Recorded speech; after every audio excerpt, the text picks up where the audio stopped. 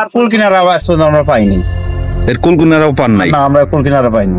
এমনি কিছু শুনছেন মুরব্বীদের কাছ থেকে? এই গাছটা মুরব্বীদের কাছ থেকে শুনে গেছি। মনে করেন যে আমি এই মাদ্রাসায় ক্লাস মানে ছোটবেলা থেকে এই মাদ্রাসায় লেখাপড়া করছি। আচ্ছা আচ্ছা। আমার বয়স এই 35 বছর। আপনার এই মাদ্রাসা আমি এই যে মনে করেন 35 বছর 5-7 বছর পর থেকে জ্ঞান হওয়ার পর থেকে আমি এইভাবে দেখতেছি।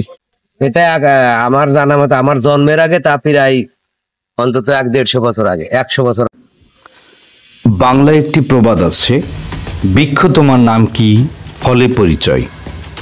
যদিও সব ফল বা বীজে গাছের প্রকৃত পরিচয় থাকে না, ক্ষুদ্র বটফলের মধ্যে লুকিয়ে থাকতে পারে এমন অরণ্যের বিশালতা, তা দেখে বোঝার উপায় নেই।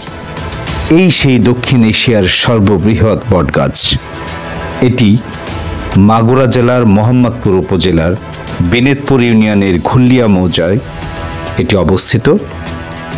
এটি 5 একর ভূমিতে শাখা প্রশাখা মিলে সগৌরবে দাঁড়িয়ে আছে। এশিয়া মহাদেশের সর্ববৃহৎ এই বটগাছটি। স্থানীয়দের ভাষ্যমতে কবে কখন কে এই বটগাছ রোপণ করেছিলেন তার কোনো সঠিক তথ্য নাই। স্থানীয় মুরব্বীদের দেয়া তথ্যানুযায়ী বটগাছটির বয়স প্রায় 300 বছর। লম্বাই গাছটি 500 থেকে 600 ফুট এবং চওড়াই প্রায় 1000 ফুট এবং 5 একর জায়গা জুড়ে অবস্থিত। মূল গাছটি এখানে এখন আর চেনার উপায় নেই। শাখা প্রশাখা বিস্তার করে এটি ছড়িয়ে পড়েছে এমনভাবে যে তার মূল গাছ খুঁজে পাওয়া মুশকিল।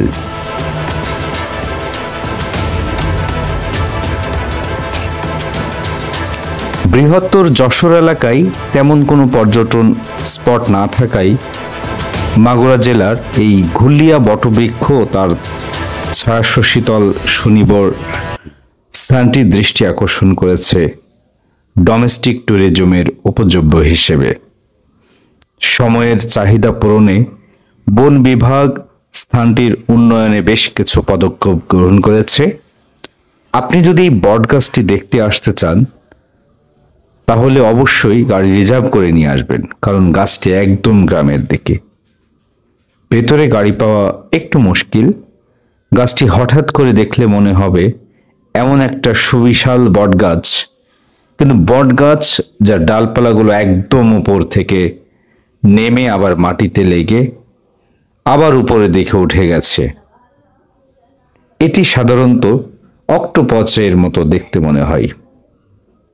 বটবৃক্ষগুলো বহু বছরের সাক্ষী হয়ে আছে।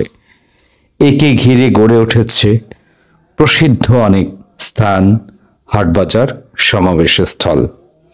বিনোদনের উৎস কেন্দ্র তো বটেই।